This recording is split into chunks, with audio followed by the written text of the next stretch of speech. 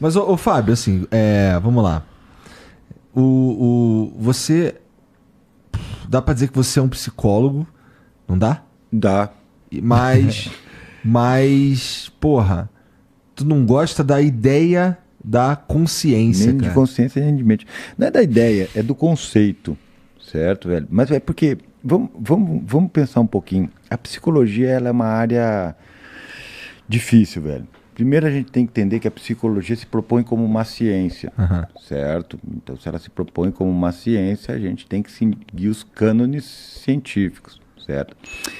A ciência é um conhecimento da fé, né? O que quero dizer com isso? Assim como a religião, a ciência transita na fé. A diferença da religião é que a religião ela tem a fé nas escrituras, na tradição, no dogma, e a ciência é a fé nas evidências, certo? Para que você consiga as evidências, você tem que ter conceitos que, de certa forma, suportem essa busca por evidências, né? Então, eu consigo, por exemplo, medir o tamanho do neurônio, consigo medir do que ele é feito, as substâncias que ele produz, como que ele se conecta às redes, certo? Eu consigo olhar para isso e ter... Eu consigo olhar o comportamento dos neurônios como consigo olhar o comportamento de um organismo, certo? Mas a grande questão para nós na psicologia é que como a psicologia evoluiu da filosofia e a nossa filosofia ela foi um pouco seletiva em relação a alguns conhecimentos, principalmente aqueles conhecimentos que eu chamo de essencialistas, né?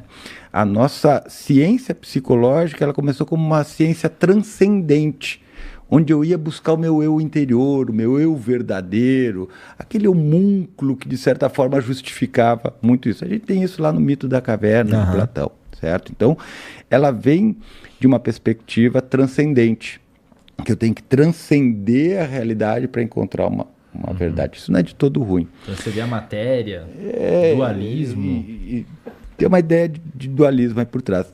E eu entendo que, de certa forma, essa ideia de transcendência, ela foi importada e ela chegou até nós por meio da religião. Os gregos chegaram até nós por meio dos muçulmanos e depois dos católicos, certo? E isso foi incorporado na nossa percepção de como que as coisas funcionavam. Tanto que o próprio Freud, ele fica extasiado que a mente produz ou promove efeitos no corpo. Que as neuroses eram efeito da mente sobre o corpo. Para ele, aquilo era... Ele disse, pô, mas como a mente? Então, a mente era alguma coisa, certo? Mas a mente não é uma coisa. A mente é um comportamento verbal. Ela é uma palavra que a gente usa para referir a uma coisa que a gente não conhece, não viu, não sabe onde está, não sabe como é que é. Ela é uma pressuposição, certo? Então, eles são conceitos ruins quando você pensa em uma psicologia científica. Porque ele é transcendente, certo? Ele tá num outro nível metafísico. Ou seja, o teu eu interior explica você e o teu comportamento. Para a psicologia é o contrário. Teu comportamento é que explica o teu eu interior, por assim dizer, certo? Então existe uma inversão aí. Eu digo que a psicologia ela teria que ter se fundamentado numa filosofia mais da imanência, certo? Ou seja, do que eu estou sentindo, do que está acontecendo, do que promoveu esse sentimento que eu tenho, o que aconteceu antes que me levou a isso, certo? E é nessa relação com o mundo que a gente vai entender o indivíduo, não no seu eu transcendente, interior, profundo. E a consciência entra um pouquinho disso. Mas não é interessante... Mas assim, é difícil você dizer... pelo menos é difícil para mim dizer que a gente consegue observar isso de certa forma. Observar o quê? Observar, vamos lá, a ideia da mente. Então me explica isso. Não, assim, se você me perguntar assim, o que é a tua consciência? Me explica o que é a tua consciência. Bom, eu não sei cientificamente o que é a minha consciência. Não, mas por favor. Mas eu acho que assim, se você perguntar o que é a consciência, eu vou falar, cara, é a minha noção de que eu existo nesse mundo. Perfeito. e que eu posso interagir de forma racional com as circunstâncias que estão à minha volta. Perfeito. Isso é o que eu chamaria de consciência. Perfeito. Então o que você está chamando de consciência é o eu. É o eu. Eu que está isolado do mundo e que está experimentando esse mundo. Só que esse mundo pode ser uma dor de barriga, ou pode ser uma coisa que você lembrou que te incomodou, certo?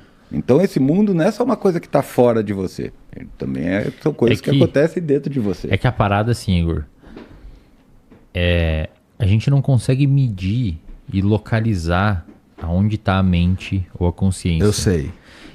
O William Ball chama isso de pseudo-questão. É tipo eu perguntar para você assim, Igor, quantos anjos cabem na cabeça de um alfinete? Que porra de pergunta é essa? É a mesma pergunta da consciência. Que tamanho que é um anjo? A gente não sabe que tamanho é um anjo. Ele pode ser minúsculo, ele pode ser enorme, ou pode ser do nosso tamanho. Será que é do nosso tamanho? Como é que eu sei que os anjos não cabem na cabeça de um alfinete? Não sabemos. Portanto, não é uma questão. A mente é a mesma coisa, a gente não sabe onde ela está no cérebro. A mente, até onde a gente teoricamente sabe, ela é como se fosse a secreção do cérebro. Eu entendo, mas faz sentido. Como se fosse o suco da laranja. Não consigo, de fato, medir isso, não dá para medir isso, mas não é um fenômeno que tem a ver com o próprio funcionamento do cérebro e a percepção do mundo? Sim. E aí a gente chama de autorreferência.